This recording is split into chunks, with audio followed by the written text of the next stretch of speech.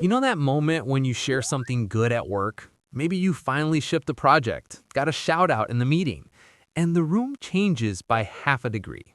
Not loud, not dramatic, just a tiny pause. A smile that doesn't reach the eyes. Must be nice, delivered like a joke, but it lands like a pin.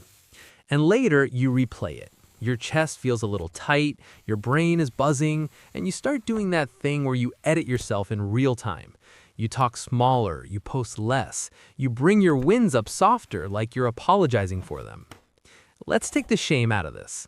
Jealousy isn't some rare villain emotion that only bad people have. It's a threat response. A lot of adults feel it and never say it because saying, "I'm jealous" sounds childish or vulnerable or like you're admitting you're behind. So instead, it leaks out sideways. It shows up as small moves that keep you uncertain and keep them feeling less behind. If I'm being honest, I'm biased toward clarity over comfort. Because you don't need to diagnose anyone. You just need to recognize what's happening early so you stop paying with your peace. By the end, you'll be able to spot 4 common jealousy behaviors in real time and respond in a way that's calm, professional, and doesn't feed the drama. And here's the uncomfortable part. Some of the most jealous people will still be friendly. They'll still invite you to lunch. They'll still support you. But the support comes with tiny cuts. Next, I'll give you a clean way to think about jealousy that keeps you out of mind reading and 2 quick questions that stop the spiral before it starts. Most people think jealousy looks like hate. In real life, it usually looks like discomfort.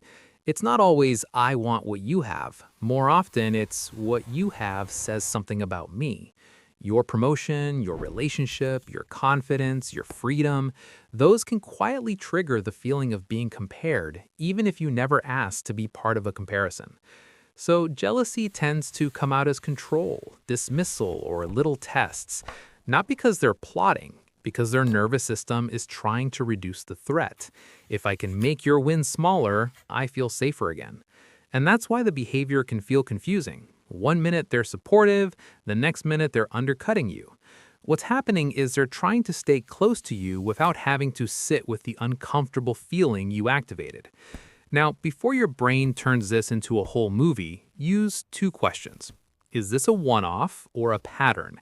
Is there a simpler explanation than the story I'm telling myself? Because sometimes it's not jealousy.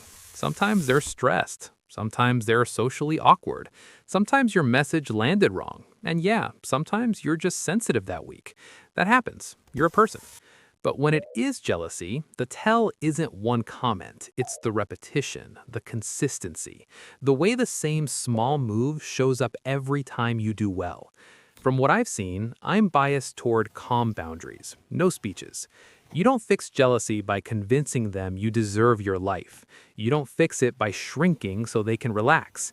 You fix it by staying steady, staying respectful, and not giving their discomfort control over your choices. Next, we'll go through 4 things jealous people commonly do instead of saying it, especially in workplaces and adult friendships. And I'll give you simple 1-sentence responses you can use without sounding dramatic. One common move is they shrink your win. You share something simple, "The client loved the deck," or "I got the role," or "We hit the number." And they hit you with, "Must be nice," or "You just got lucky," or the classic, "Yeah, but it's not that hard."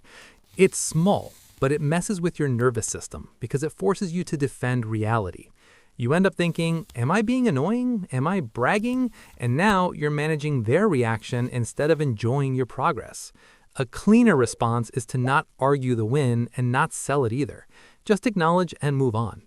With a friend, "Yeah, I'm excited about it." Then change topics.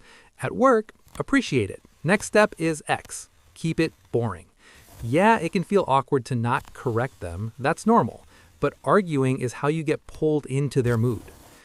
Another move is they quietly shift the goalposts. You hit a target and it becomes, "Okay, but can you do it consistently?" You get a compliment and it becomes, "Sure, but that's because you had support."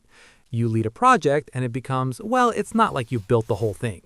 Sometimes this is normal performance culture. Sometimes it's just how a person talks.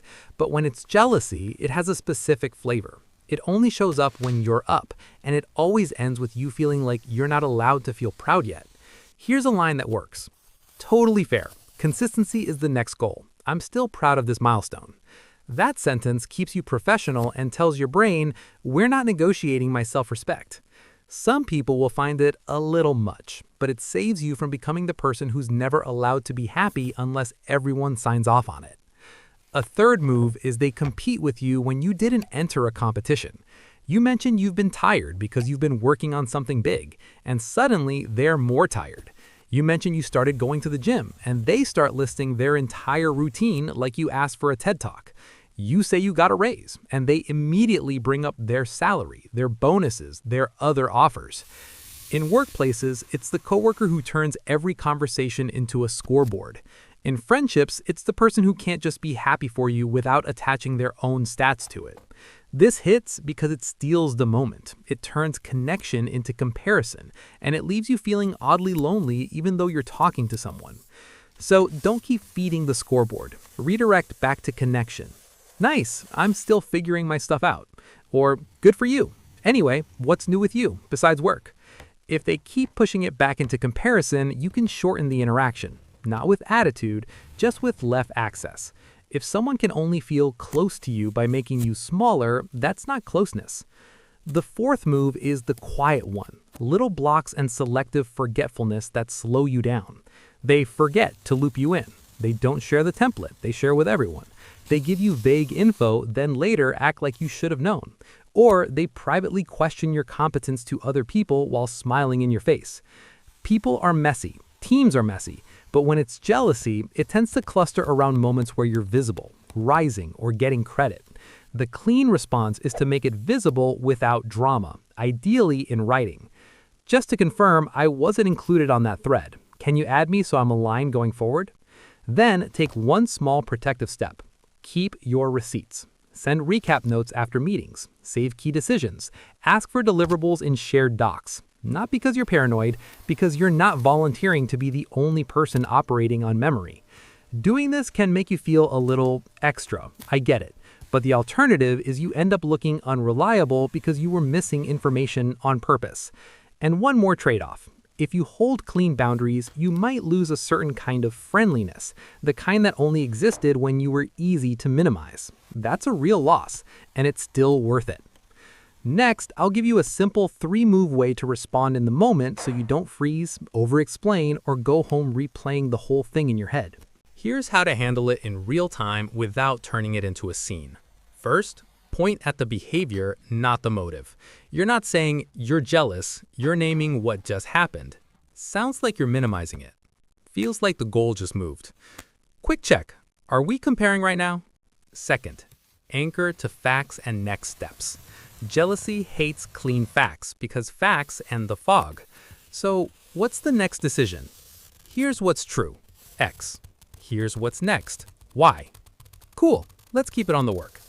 Third, adjust access if it repeats. Share less. Loop them in only when necessary. Stop looking for warmth in a place that keeps giving you paper cuts. That can feel mean. It's not mean. It's accurate. You're managing your environment. A few extra lines that stay polite and work in the real world. When someone shrinks your win, yeah, I'm happy with it. Then stop talking. When someone shifts the goalposts, fair point, I'm still glad we hit this milestone. When someone turns it into a competition, maybe I'm just focused on my lane. When someone blocks you with forgetfulness, can you put that in the shared doc so we're aligned? Keep your tone neutral. Calm is a boundary. Sometimes you call it too early based on one weird comment. That's how you create drama where there wasn't any. So give it one beat. Watch for repetition. Use the 2 questions from earlier. If it repeats, respond. Other times you get sarcastic because you're fed up. Totally understandable. Also, it gives them a story about you. If you feel your tone slipping, choose the shortest neutral line and exit. Got it. Thanks. We'll follow up in writing. If I'm being honest, I'm biased toward fair and clean responses. No revenge, no performance. The goal isn't to win a moment, it's to keep your reputation intact and your nervous system quiet. Next, we'll cover the most common mistakes people make in jealous dynamics and the one-line fixes that keep you out of the mess. A few moves turn a manageable situation into a slow headache. One is over-explaining your win to make them comfortable. You start adding disclaimers and little apologies. It's not a big deal. I just got lucky. They basically handed it to me. Better move? Stop negotiating your joy. Yeah, I'm happy with it, and move on. Another is chasing their approval like it will stabilize the relationship. You keep trying to prove you're humble, prove you deserve it, prove you're still the same. Better move? Let your consistency do the talking. Stay kind, stay steady, and stop auditioning. Another is confronting emotionally in the moment, especially in front of people. Sometimes you're right. It's also a fast way to create sides and give them a reason to paint you as dramatic. Better move, address behavior privately or address outcomes in writing. Keep it boring. Another is clapping back with sarcasm because you're tired. It feels good for 5 seconds, then you spend a week repairing your image. Better move, use the shortest neutral line and exit. Got it. No worries. We'll follow up. And the big one, shrinking yourself to prevent future tension. You share less, speak less, aim lower, so nobody gets weird. Better move, don't abandon your growth to manage someone else's discomfort. Adjust access to them, not your ambition. This can feel unfair because you're the one doing the emotional labor.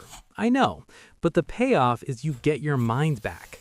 Next, I'll wrap it all into a simple recap you can remember, and one thing to try today that often shifts the dynamic fast. Here's the version I'd want on a sticky note.